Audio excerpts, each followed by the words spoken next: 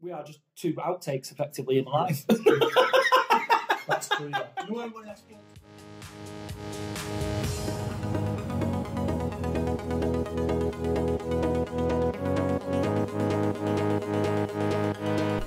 Welcome back, everybody, to the second episode of Fat Monkey Rugby Cast.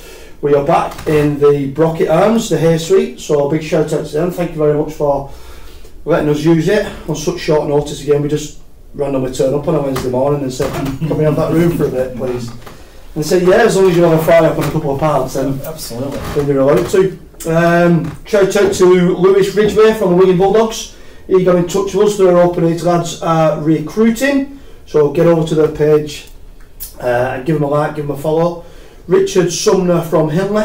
Yeah. Was that under 12s, under 13s, yeah, girls and boys? I think so. There was quite a few posts on there, weren't there, as to who they're recruiting. So looks like they're a club on the up with some things we'll be mentioning in a short while. Oh, massively, and their social media has changed massively this year. It's very uniformal. Yeah. It's very warm. So whoever's doing that, you know, hats off to you there. Yeah.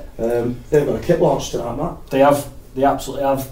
It's appeared in the local rights, so it's in the Wigan Today and stuff like that. I think obviously we asked people on our Facebook page earlier what plans they had for the week and games at the weekend. One lad got in touch and told us all about this kit launch, so done a bit of digging into it. They're going to have 900 people. That's massive. 900 people. That is massive. So I presume every player from every team. Well, this says 19 kits. They were introducing 19 kits. So that's 19 teams. I'm guessing each team's got their own sponsor, and each team will have their own version of the kit. That's brilliant. I wonder how they're going to do it. How would you do it? See, I know how I do that. I've already thought about it. I wouldn't. I would say this, but then I got corrected by the wife saying, but numbers might only go up to a certain thing. So I'd say like, get all the number ones out at the same time and wear a number one shirt from age 7 up to open 8. They'll walk on the same time. Yeah. But what happens when you only got like 16 kids on the team? Well, then you just go to 17 and the ones that are 17 step up then. Then what if like open age you've got 25 players, they just got number 25 on his own come out? Yeah. And number 25 it's just John from Hinley. Yeah. It's just funny. I, to be honest, I want to watch, I want to see, and like you say, if their socials engage as they should with the kit launch and we see footage of it, I'm excited to see what they're going to do. Yeah. But again, like we said when we set this rugby cast up, it's about supporting and promoting rugby league. Of course it is. I think you're proving here that Hinley, as a town, a village, whatever you want to refer to it as, are going above and beyond. This is more than a rugby club. This is the whole community of Hinley. Not the whole community, obviously, there's more than 900 people live in Hinley, but to have 900 people from one town, village, whatever, attend one event is just it's the envy of all the other clubs, I think. Yeah, of course it is. Superb. I ran our kit launch at our club recently, and that was a big enough headache for myself, and that was only 18, 19 lads for the one team. So for them to do that, I can't wait. I hope it goes so well for them. They deserve all the plaudits in the world. I think it's just an amazing venture. I think they're brilliant, and especially for the younger kids, it's their moment. It's something for them. Of course, we did ours myself. We did ours Monday night. Yeah, we had them in the changing rooms. All the kits hung up on the respective pegs under the respective numbers. To be honest, I think they were more interested in the bottle of green pram when they were just chugging that down and just chucking around. Bottle flipping was the main aim of the night. It's class. It's absolutely class. So yeah, Hinley setting the way. Let's see next season 2025 if other clubs can replicate that and come up with some ideas as good. But yeah, Hinley, you're leading the way there. Well done. Good. Yeah. Another one with the socials. Charlie Panthers has just come back on the scene. They actually put a post out saying we're back and the socials are back. Right. They've been very quiet over social media for a long time. Okay. So brilliant to see. Somebody's taken charge of that. Absolutely. And they want the name of their club. Yeah. Go on, I've seen the video that they've done. No. I'm a Charlie Panther. You're not seeing No. But it's not as camp as that. I was going to say, did he sing it better than you did? I think that was the camp version. Right. But no, it's quite good. It's quite good. I'll get a link on our page for that and get it shared because it's pretty good. It's a good bit of a video. I don't think the game survives without social media, and that's all volunteering again. It goes back to what we said a lot of the time, that yeah, okay, it's not just about Sunday when you rock up at 10:30, kick the ball off. There's so much that goes in behind it that we have to capture, we have to acknowledge, and we have to. People beyond the game must see what we're doing. We're in the 21st century. Yeah. And unfortunately, if you don't move with the times, you get left behind. Just building on the back of that, obviously, we saw a post from North West Counties yesterday in respect of social media accounts and safeguarding, and I think that's massively important. Yes. Okay, yeah, we want to get people's names in lights and stuff like that, but there are gremlins out there are people that would use and abuse the information that's being shared. That's true. So let's make sure everyone's got the guidelines that they need and that we adhere to them also. Yeah, we'll get the link out as well, so if anybody's not seen it, they can see it. Absolutely. Just a quick one on that. Sometimes I get a little bit confused about that. So what age does that cover? Is that all under 18s? It says young people. It's gone on the North West Counties, 13s to 15s, hasn't it? So obviously it does say the younger age to not put full names on and stuff like that. And I know up until this year is the first year we've been allowed to put surnames on at 15. Right. It's all to do with grooming, isn't it? And stuff like that.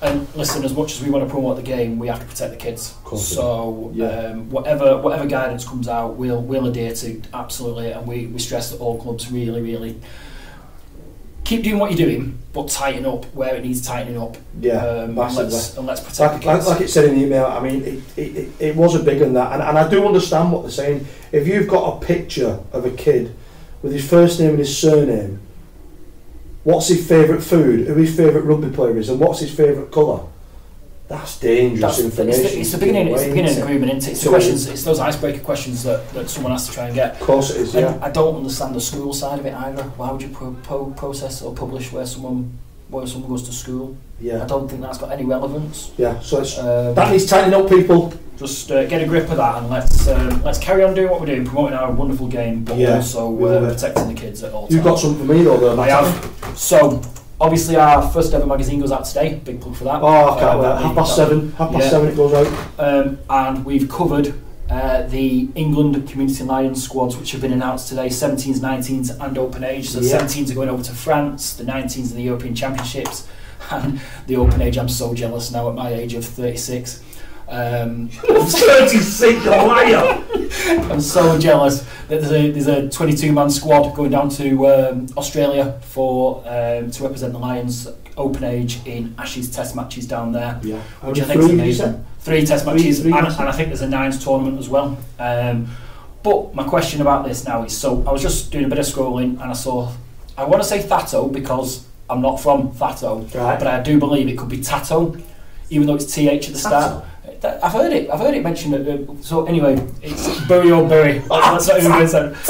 So I'm going to refer to it as Thatto. If I get corrected, I get corrected. Right. Anyway, is that any from Standish? Are you actually from St Andrews? One of their players, Jamie, has been selected for the tour. Yes. The Australian tour. Well done, Jamie. What an absolute achievement that is. That is the pinnacle of your game. And if you're representing England in an Ashes Test match, I don't think it gets any bigger than that. Play for your country. So obviously he's got that honour. However, he's having to raise £5,000 to go. I saw the same thing. So you messaged me in disgust about this. It's not disgust. I think it's just bewilderment because our game is not elitist. We're not surrounded by money. I'm not going to look at the other code of rugby where they seem to have lots and lots of money that they throw out. Yeah. But £5,000. What happens if you can't raise it? Does that mean you can't go? Does that mean you can't represent your country? Even though you on merit you deserve it, but financially you've not got that clout. How's that fair?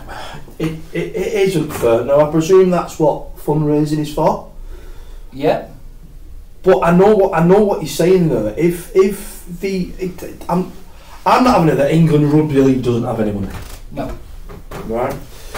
And like you said, if you've been called up to play for your country, to represent your country, at whatever age, on the 17s, 19s, open age,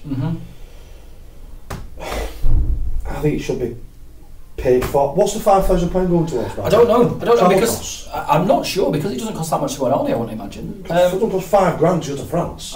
No, sorry, this is the open age that are going to Australia. I don't think this applies to the 17s and 19s. So just the open age. I think. Well, I've only seen Thatto promoting a fundraising thing, so I can't really comment. I just thought to have to raise £5,000. I get that he's going to be out of work for 2 or 3 weeks, or however long they're over there for. So to replace those earnings, we need to do that. Travel costs and stuff. But I go back to another article that we're covering in our magazine, and the lads from Wigan and Lee College went over to Jamaica. They did. And I'm led to believe that cost them less than £500 for 17 nights. Each person. So I think each player had to do 500, which I get that. If my lad got selected to go to Jamaica to play rugby for 2 weeks, £500, I'd absolutely find it from somewhere. Social, yeah. But it's not £5,000. No. The disparity between those two numbers, and if those two numbers are right, then I think there's the issues. So my question is, should the RFL get involved? IMG are pushing all the professional clubs to follow the community game and getting community engagement. You get points for community engagement, don't you, in the IMG ratings? So is there something that can be done? Surely sponsorship opportunities. There's got to be companies out there that want to, and this isn't a swipe at the Community Alliance by any stretch. They've obviously costed it up and they've done what they've done, and they'll be pushing everything and pulling everything they can. But I just think our game is not an elitist game. We're a predominantly northern, northwest, Yorkshire. It's not got the money that London's got, or stuff like that. So we don't want to be excluding players from representing their country due to their financial background. And like you quite rightly said, that coming in with fundraising is amazing, and we'll always try and I think that's, are they complacent at Community Alliance to say, well, we know how tight the rugby community is, each player will raise that money because people will want them to go. Yeah. So is it that they don't what if you're a struggling club? What if you as a club can't help out financially? Mm-hmm. What if the player doesn't have the support system behind him? So obviously you've got 17s and 19s, open age. You could be 20. You could be a student. You could be a university student. I'm presuming £5,000 to me as a full-time employed would be a big ask. I couldn't afford £5,000. Not just.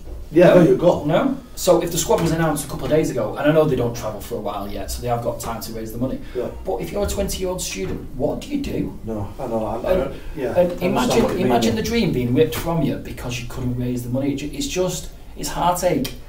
I don't know the solution, and I don't know how it's addressed. Is it worth asking now here, asking our listeners to get in touch if you've got contacts within the RFL community? Yeah. Does anybody know any inside information? Why it's £5,000? What that's for? How do we not know that the actual cost is £10,000 and England's putting half up for themselves? They've not told anybody. You're going to have insurance and all that kind of stuff that's going to be covered, because obviously your club insurance is covered by your subscription fees, isn't it, with the players? This is a different entity. And listen, this isn't a swipe at the community, the Lions at all. I couldn't understand it, and I think it's worthy of discussion. It's also worthy of bringing to people's attention. Should there be anyone up there with big wallets who want to support some of the players that are going? There's loads of players across the Northwest that I'm sure would love you to get in touch and say, here's £100, well done. Here's £200, well done. I'll sponsor you if you wear my boots or whatever. Just loads of things like that. Just trying to push that, push the fact that it is £5,000 these players have got to find. It might be that the player at Thato has a well-paid job. For him to leave would cost a lot more, so maybe someone who isn't working won't have that big hit, only has to raise £2,000. I don't know. We don't know the ins and outs about it, but for me it was just something that left a little bit of a bitter taste, that on the day the squad's announced, this money thing came up, and I thought, it doesn't sit right with me. But what does, again, glass half full, I know the community will pull together, and all 22 lads that have been selected will go.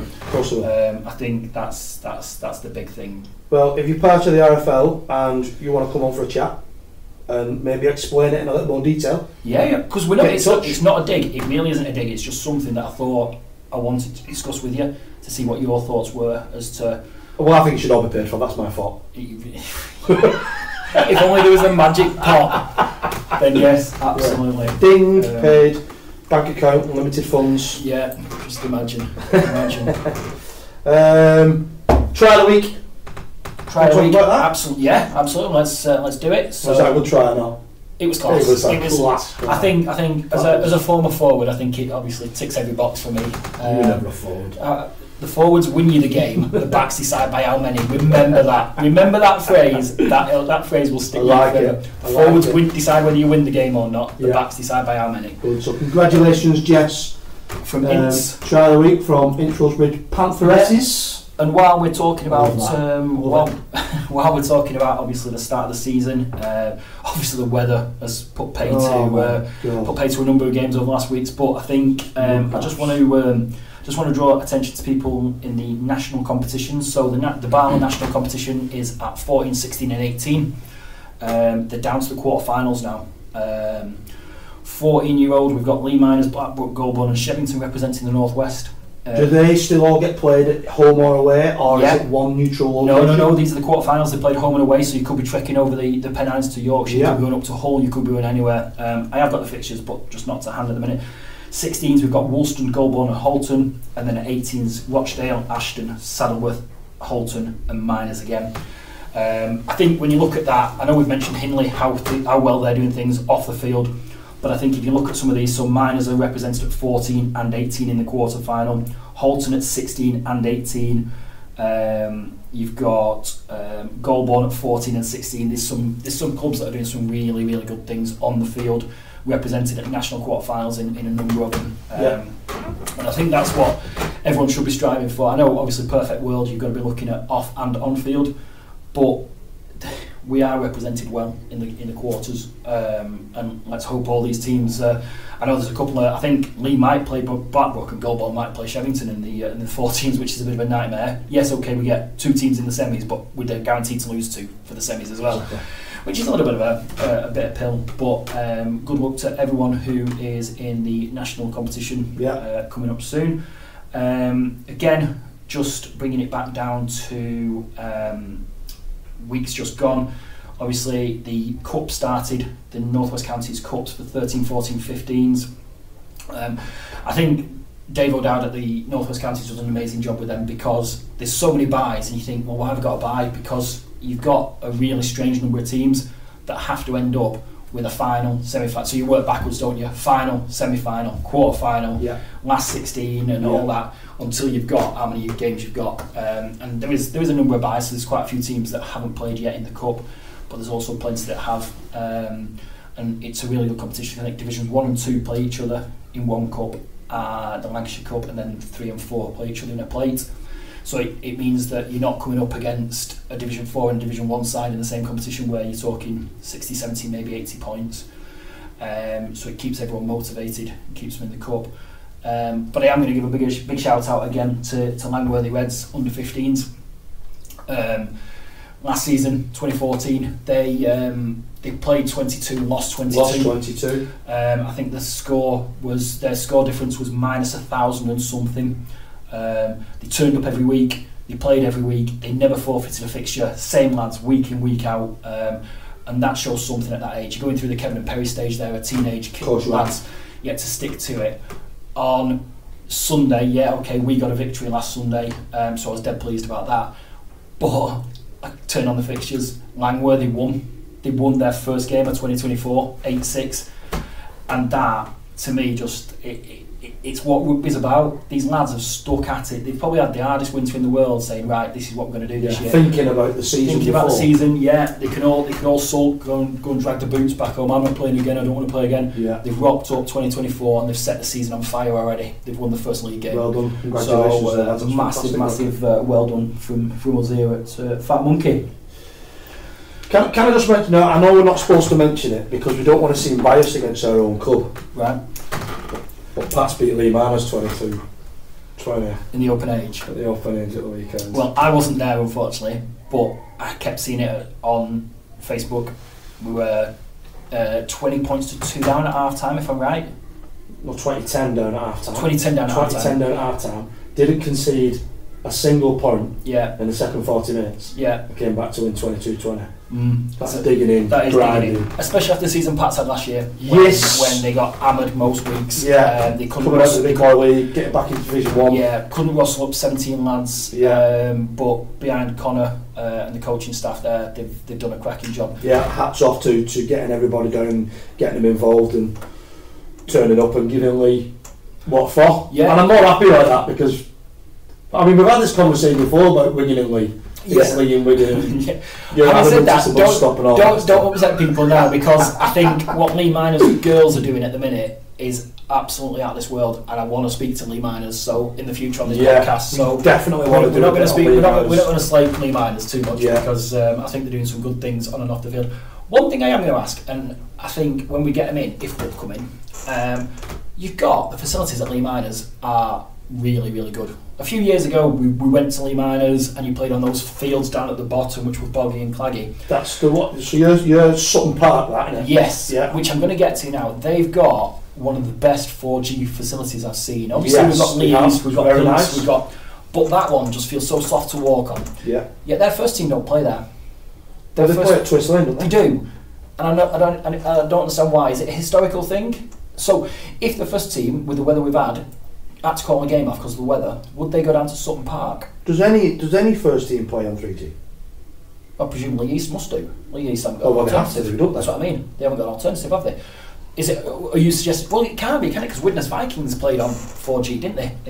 Was it in the? Did they play in the Super League in that, or just the Championship? Those are the 4G pitch. So I just wondered as to why. Is it a historical thing? Obviously, they've got massive history in Lee Miners. That's envious of so many other clubs, but there's got to be a real reason. And this is what this podcast is about. We want to encourage people to come in and enhance our knowledge of the game and the asking random questions, right, which someone will have the answer to. And it'll be one of them questions where in a couple of years' time you'll be in your rugby club and it'll be pub quiz time, and it will come up. Why do Lee Miners play on? Why do Lee Miners have two venues? Yeah, you know what I mean. And that's going to be the winning question. So if you know the answer, get in touch. Because I think that's, like I say, it's such a good facility that they've got. Yeah. Or are they just a big brute force set of forwards who need to play on clag to drown out the backs of other teams? That's only a joke, by the way. Well, Division 3. Division 3. Open Edge. Yeah. Did either score? Leeds, Featherstone Lions? No, go on. 74-0. To Lee East? Yes. Boom. 74-0. So now, are Leeds absolutely storming it, or did Featherstone not bring a team? It's a long way to come, innit? It is. It's a long way to come to get whipped as well. Yeah, and then go back home. But 74-0, that's some going. That's you hear that shout, don't you, when you're 18-0 up or 18-0 down? Come on, lads, it's 0-0. They've obviously had that mentality for the full 80 minutes, haven't they, at Lee? Because it can get quite boring at times, can't it? If you're watching a junior game and you're 70-odd-0 up, you think, is it nearly full time? Yeah, it's demoralising for kids. Obviously, those seniors have gone at it for the full 80. Oh yeah, they don't letting up at all. If there's anyone listening now, what do you take more pride in, the fact you've scored 74 or the fact you've nilled them? Because for me, again, as a forward, that nil is what counts in it, because that means you've done your job. Exactly. No more big scores really. East Leeds 38-4 against Milford. Apart from that, it was all tit for tat really. But some great games, good competition. We love getting on the socials and reading people's final scores and you know, a bit about what's happened during the day, and that's where we get most of our information from. Yeah, absolutely. Plus obviously people getting in touch and that. So if you've got information or you want us to speak about it, if you've got a topic or anything like that, get in touch with us. We will talk about anything rugby related. Absolutely. Anything whatsoever. And while we're talking about people getting involved, we want to ship this ball out to get teams and clubs photographed with Monkey, our ball. So again, if it's something that you'd be interested in having a team picture with the Monkey ball, then great. We'd love to cover as many teams at every age as possible.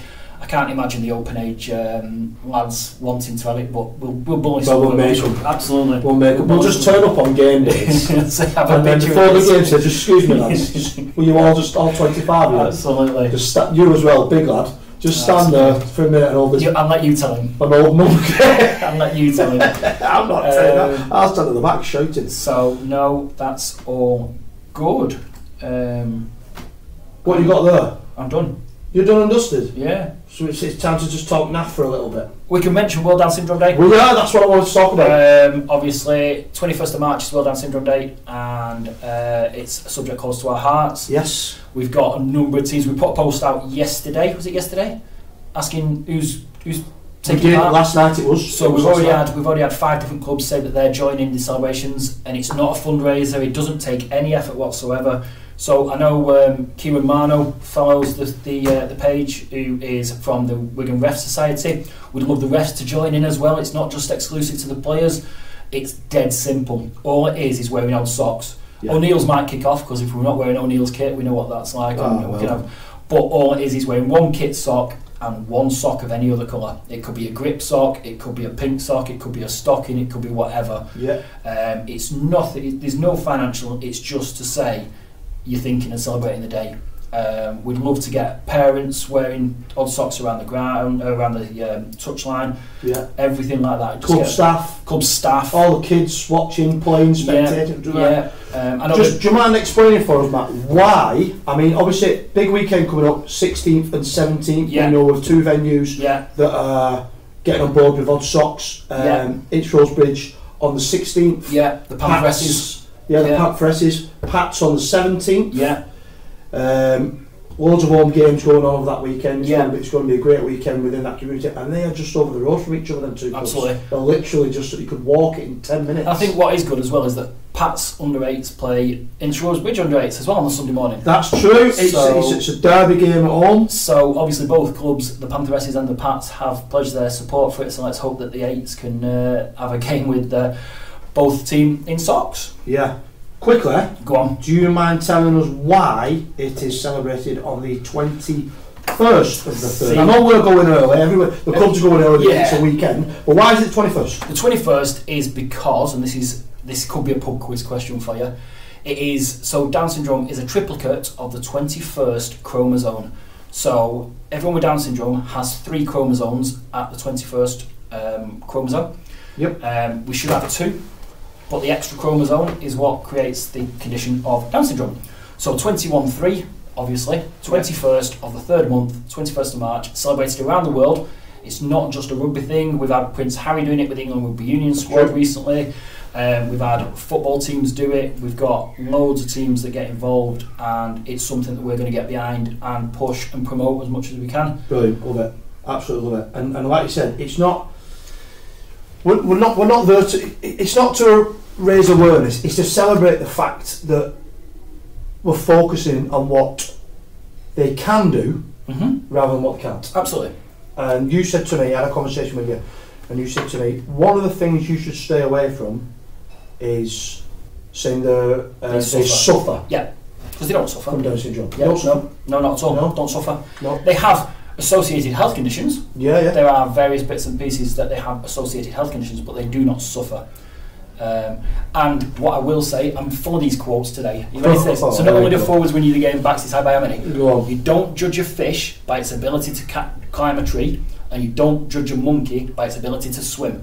Each person is individual. Their talents are what their talents are.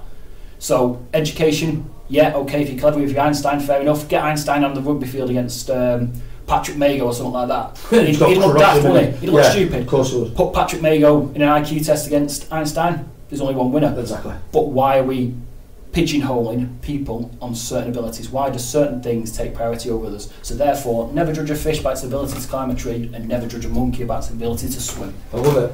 I love it how you brought the monkey in there. See, I have thought about that.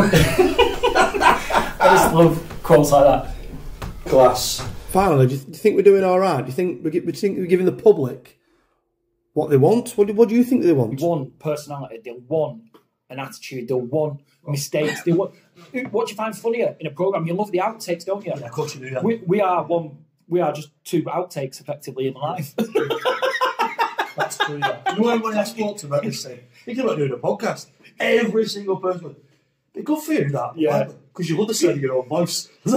It's true. Absolutely. It's true. I do love the sound of my own voice. Yeah. But what I don't like is hearing my own voice back to me. Yeah. I love the sound of my own voice when I'm talking. Yeah. But not on repeat. So I'm going to play that clip back now of me talking, and I'm going to start cringing, thinking, who is that horrible Wigan accented monkey? You don't sound like that in your own head, do you? No, I sound a lot posher. Oh, I never sound in my head, I'm sure. Brilliant, mate. Thank you very much. We'll be back hopefully next week with a little mini podcast again. Mini podcast from the Rocket again. If they'll have us. Guess tomorrow night. Guess tomorrow night. Can't wait. Should we just quickly put a little quiz out? Yeah, we can do. So, little quiz. Now I remember the first hold on. one. Oh, sorry. Also, just because you've written them down. You think I haven't researched our guest. So, our guest has appeared in 4 World Cups, 3 Challenge Cup finals, 2 Grand Finals, and a World Cup final, 333 Super League games, 7 World Cup challenges, and their last game was a 5-way playoff game between Catalan and Leeds. Only because you know who's coming. Would you know who that was from that? What the heck? I've not got a clue. That's some rat stats, that is it. You imagine everyone now on Google like that. But yeah, it's somebody who we'll all know. Assume it's somebody. It is somebody. Is it not a ball? No, it's not a ball. No, it's not a ball. But it's somebody that we all know. Yes. I imagine we all know. And has had a major impact on rugby and the way it's moved in the last 3 or 4 years. That's true. I'm excited to sit down and have a chat with them. Yeah, absolutely. And get their views on the career. Yeah. And leaving the sport. Yeah. Did certain things play a part in affecting and why? But that's it. We will leave it there at that because I'll give it up. Have we said whether it's a man or a woman or we both? No. They, them. They. I think we said they, them. Right. But, Good. Let's see, and we'll get it out to you soonish. Great stuff. Thanks a lot for tuning in. This is Fat Monkey Rugby Cast. I've been Craig. I've been Matt. See you next time.